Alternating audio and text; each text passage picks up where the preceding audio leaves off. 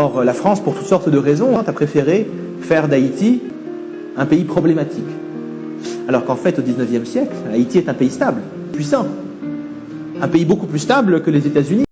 N'a pas un petit temps pour nous aider à comprendre calamité pays d'Haïti a passé journée aujourd'hui, c'est pas un bagage qui planifié ailleurs seulement. Vous rappelez, dans l'année 1825, pays la France t'a exigé président Boyer payer une dette indépendance qui évalue à 150 millions de francs or. Mais ce côté qu'on est, c'est pas ni l'État ni la bourgeoisie qui t'a contribué pour payer dette ça. Mais c'était paysans yo, producteurs café yo, les produits arrivés dans le port yo, l'État t'a taxé très haut pour arriver à une possibilité ça. Tout de suite après l'indépendance d'Haïti, il y a toute une campagne qui t'a rapoussive pour l'histoire pays a été cachée sous prétexte bataille 18 novembre 1803 qui a couché avec l'indépendance pays a été trop violent. Comme qui dirait, qualité violence physique, macron et psychologique, ça c'était comme si bien pas tant rien. Yo été arrivé traiter nous des cannibales. Pendant l'époque esclavagiste là, yo pas jamais traité nous tant que monde. Au contraire, yo été qualifié nous tant que des choses. Et jusqu'à présent, l'Occident décide d'envahir un pays pour une raison X ou bien Y, bombarder le rapidité. Yo pas jamais essayé de faire même calcul ça pour son acte cannibale. Coup de chapeau pour toutes les ancêtres yo, toutes héros indépendance yo. Bois Tonnerre, Alexandre Pétion, François Capois, Henri Christophe, Toussaint Louverture, Jean-Jacques Dessalines, ak Marron Inconnu. Toussaint Louverture, yon homme qui gon qualité et stratégie ak tactique sans pareil dans façon de bataille. Bravo. Mais on gen Jean-Jacques Dessalines, papa Nanchon, pi gros socialiste, pi gros combattant pour liberté et bien-être de tous les temps. D'abord, c'est lui-même qui t'a déclaré, quel que soit côté on mounier sur la terre ou pas confortable, automatiquement pile les bouts de terre ça ou délivrer. Jean-Jacques Dessalines pas de nan paquet littérature ak oppressé.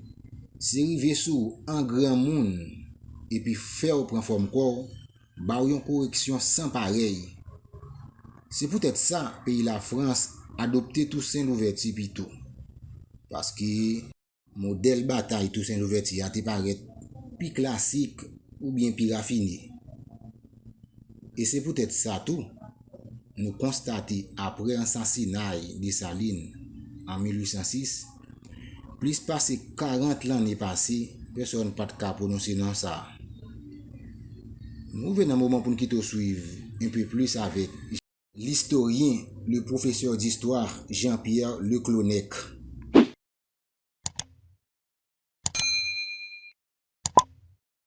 Dessalines est une personne non grata en Haïti pour la plus grande partie du XIXe siècle.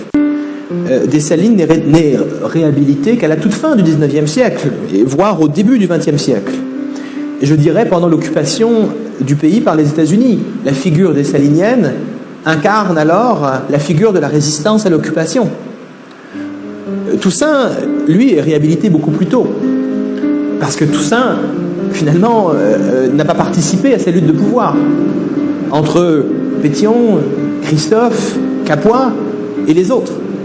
Toussaint, comme vous le savez, est déporté en France, emprisonné au fort de Joux. Il meurt au printemps 1803, bien avant la bataille de Vertières, bien avant les luttes de pouvoir parmi les généraux haïtiens.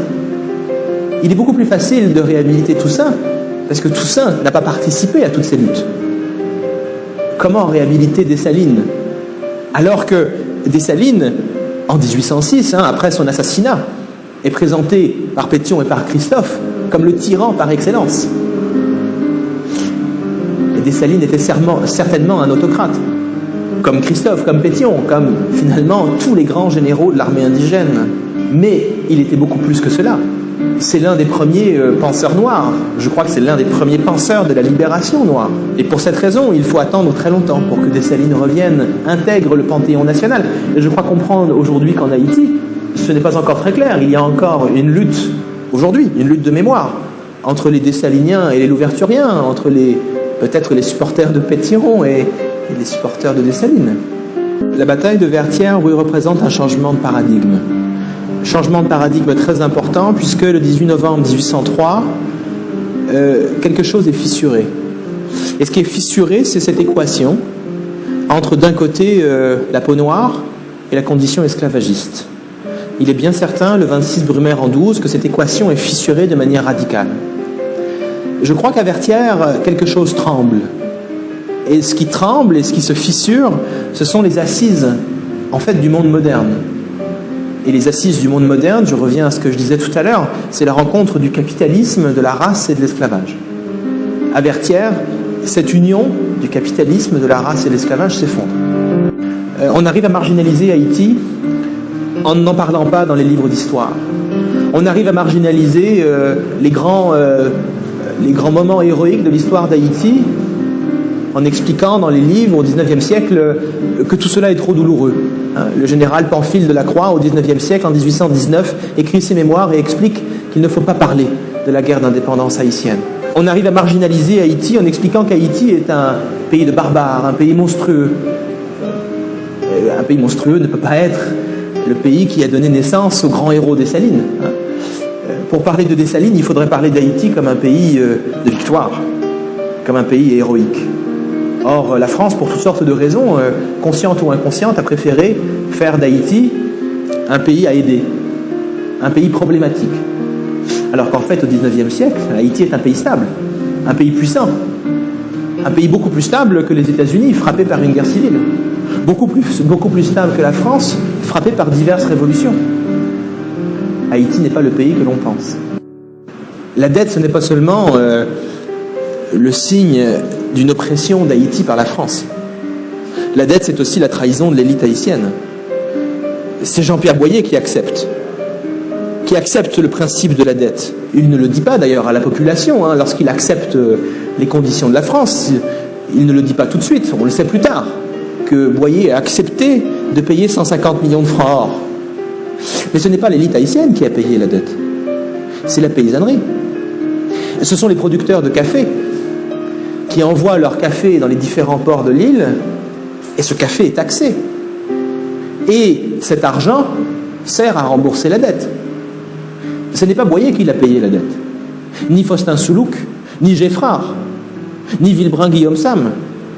C'est la paysannerie qui l'a payé.